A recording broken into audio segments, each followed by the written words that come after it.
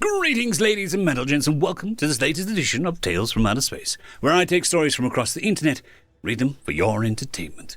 This particular story is called Humans or Space Paladins, written by efaviel. Metallorian databank on humans. Cloaked in obsidian and silver armor that glittered like mythological knights, the humans journeyed across the universe from a place incredibly remote. According to records, our observable universe is a speck in their skies. When they arrived in this galaxy, they confronted its rulers, the Icrics. They saw slavery and the way the Icrics ruled as a violation of human religious beliefs, and started a holy war. They brought the resonating conflict to us, a worker race barely above the slave races, which until then had been mere whispers in the galactic wind. With their unimaginable might, they became our defense, bearing weapons that could shatter any force of opposition. Although small and slender, the intensity of their power left us in awe. Before them, we looked insignificant. They clung to their ancient books filled with strange, vibrant energy. When they chanted, bands of brilliant light painted the sky, eradicating any obstacle in their path. We knew them as humans from Hatnode. They were creatures from a galaxy far from ours. Their seemingly simple technology surprisingly matched, if not surpassed, the power of the intergalactic weapons. Their strong faith in magic, spiritual power, and gods rekindled the ancient belief in the supernatural in many ways. POV Human, age 25, Galaxy R, region T4YX.112, local planet name Metalloria. I was visiting a planet to install a scanner and intergalactic communication systems on one of their moons. It was kind of like an internet connection, connecting worlds to our universal communication network. Well, technically, the robots were doing the installation, so it was more tagging along. I was there only to fulfill the protocol that our company has: no unmanned missions. This protocol was the result of something that happened long ago, probably.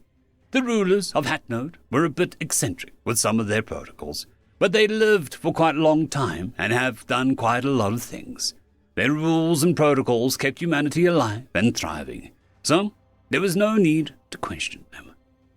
While the robots dug into the moon and installed sensors and computers deep into the crust, I decided to fly down and visit the world. I had never actually met aliens, as this was my first mission. Our whole galaxy was devoid of life, other than that which originated on Earth, and I was new to this galaxy. I only got certified a year ago to use necessary equipment this job required. Traveling through the cosmos wasn't such a bad job for someone without a college degree. Well, that was nothing more than a glorified checkmark on a paper anyway. So, although it was quite an achievement, at the same time, it really wasn't. I put on my armor, which created an invisible bubble around me that replaced the old spacesuits of the past. This allowed me existence in essentially any atmosphere or lack thereof. It also doubled as a powerful shield. Then I went into the weapons room. It had swords, maces, magic tomes, chainmail, and bows. I imagined that this looked very similar to the weapons we had thousands of years ago. I proceeded to the middle and took out a standard issue Hatnode sword. Although they looked like normal metal swords, these things were four-dimensional objects and could slice through space itself instead of pushing into an object with force. Thankfully, the AI in my brain controlled the functionality and prevented me from accidentally cutting myself in half or destroying things as I walked by them. The AI knew when I was holding it as a weapon, and only activated it when I slashed with the intention to cut. Still, the sword was scary to hold, so I carefully placed it in the side of my body, where it clung to the suit in my hip. As I stepped onto the planet, I was greeted with some sort of celebration. My ship had negotiated my stay with the world government when I told it my plans, and I was sent to one of their more developed cities and given contact with the local government. There was a limit to the information I could give the locals, and I was under strict instructions to act as a religious devout. In the past, humanity had found that it made things much easier to present ourselves as sacred and our technology as magic when we came into contact with a new world. This made it easier to take undeveloped worlds under our wing and prevent conflict with advanced ones. A scientist wouldn't ask many questions about how our technology works if they believed we think it's magic. Before leaving for this expanse of the universe, I became intimate with the elaborate faith concocted by the ingenious minds of Hatnode. According to this convincingly forged law, I was no mere traveler, but a disciple of the goddess of freedom. Our narrative took the delusion a step further. Our gods were not ethereal or mystical beings, but tangible entities, alive and breathing. Our fabricated deities, fully embodied in our missions, were a clever diplomatic tool. They lent an air of authority to our feigned devotion and proved to be the perfect icebreakers when it came to negotiating peace treaties with alien rulers. How could you question the existence of a god sitting across the table sharing pleasantries over a cup of beer? The sheer ingenuity of creating a faux religion was striking. From the design of the talismans symbolizing the goddess of freedom to the detailed scriptures I had to memorize, it was a masterpiece in deception. It made it possible for us to assimilate and begin our peaceful control over other worlds. The goddess of freedom was a sweet woman who essentially let us do what we wanted as long as we were generally nice to others. The work was relaxed, and we were mostly sent out for humanitarian aid or to set up infrastructure in places already deemed safe. Essentially, this was the safest place to be within the company if you wanted to travel the universe. I spent a week traveling around the city, and the ship's AI informed me that the construction was finally finished. Great! That was fun. I had a bunch of souvenirs from this world. After another celebration, I got on the ship and was on my way to the next world. I smiled as I waved to the entire world on my way out. A job well done, I thought to myself as I remembered the crowd that had gathered to bid me farewell. Amongst the sea of metallic scales and bioluminescent eyes, I saw a figure I recognized. His scales shone a distinct hue that set him apart from the others. From the looks of him, he was probably a warrior, a god, or something. I think he was part of the group assigned to follow me around when I first arrived. He didn't wave or cheer, just stood watching me intently. I wondered what was running through his mind. His name is Potion, the ship AI replied. It was constantly reading my mind while I was inside of it, and it knew what I was struggling to remember. POV Metallorian, age 41, Potion, occupation, warrior. We thrive on a planet that orbits an ordinary star situated on the edge of our galaxy. For thousands of years, our kind has worked as builders for the galaxy. We have worked side by side with many of the other builder races, chosen because of our size and strength. We can carry and move metal around the world and stand in the heat of our factories. Our world is built on a culture of strength, and our warriors must also be strong to keep order in a society such as ours. Our kind uses its warriors to keep order, and the order has recently been hard to maintain. A massive war was fought 100 years ago when humans arrived in our galaxy. They were the only ones with the ability to travel between galaxies, and the only ones in all of our knowledge to exist outside of ours. With them, they brought strong ideals that clashed against the rulers of our intergalactic order, the Icrics.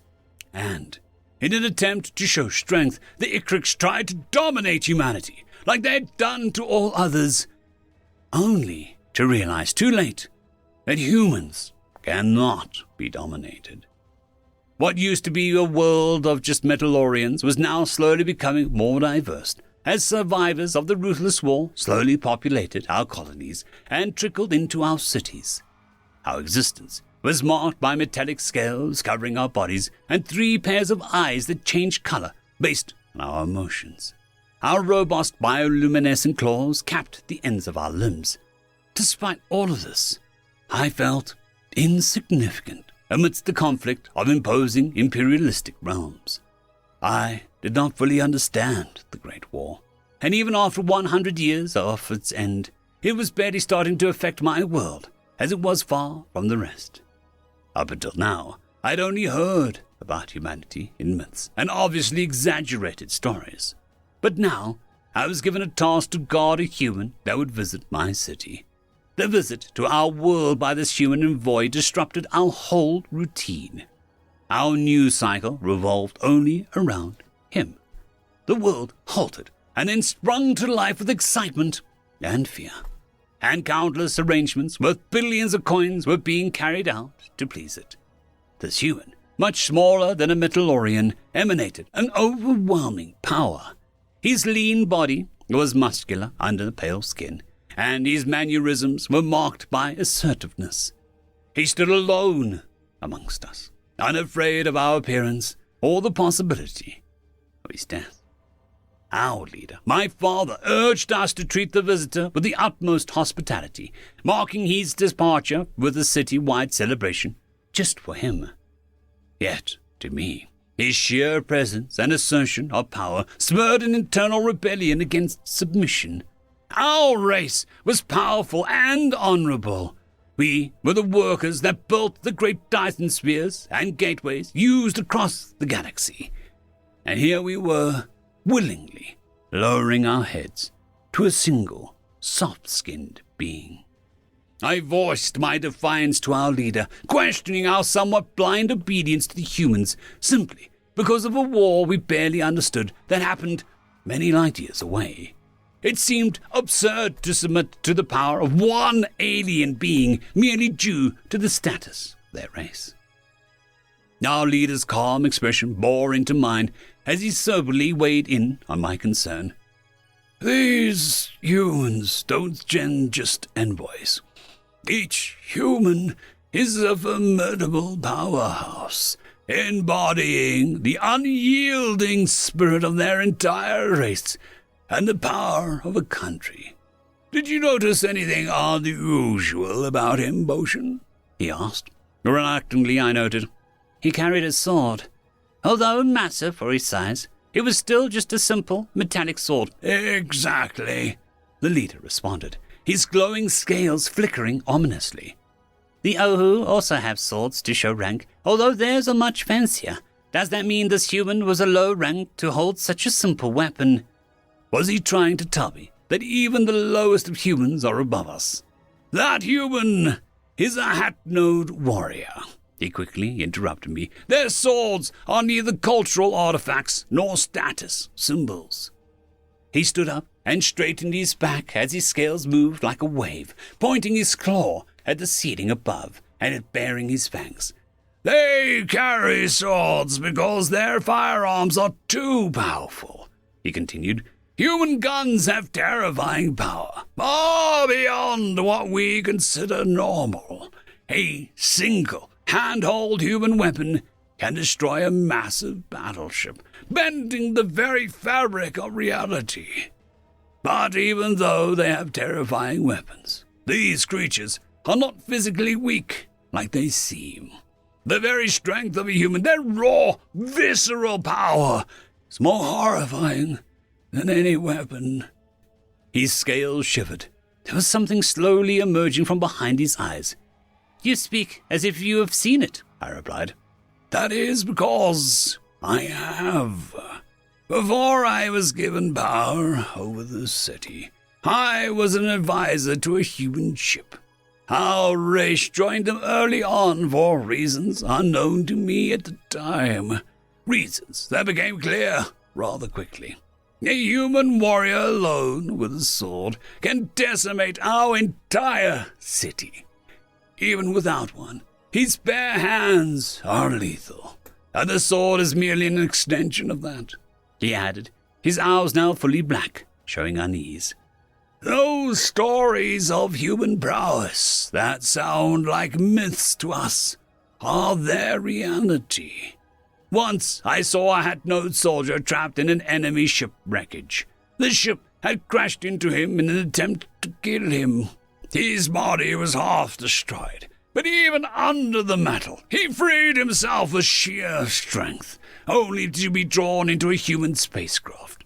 They believed in not leaving any human behind, the leader said, visibly shaken. His eyes met mine as he continued. He returned the next day, completely healed, as if the previous day's horror hadn't left a scar. When I asked him how he survived, he simply said, because I haven't been given permission to die. His words sent a shiver up my spine. Permission? Permission to die? When a human visits a world, our leader murmured solemnly, you are looking at a powerful weapon cloaked as a creature. It's essential to treat them with the utmost respect, not only out of policy, but to avoid a confrontation we can never hope to win.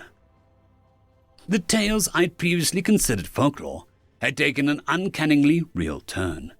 The races of this galaxy lost billions in the battles across the celestial bodies, but humans, on the other hand, never revealed a casualty if they had one, and now I wasn't sure if they ever had. The question that haunted me was, why had this hat-nosed warrior chosen to visit our planet? Well, all I can do is trust in our leaders and hope that this isn't some sign of bad things to come. I shivered, remembering the way the human casually bent the city to its will. End of story.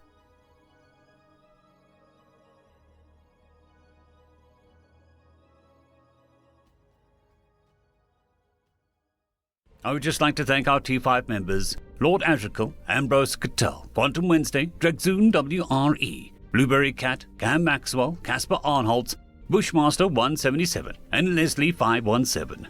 Thank you very much.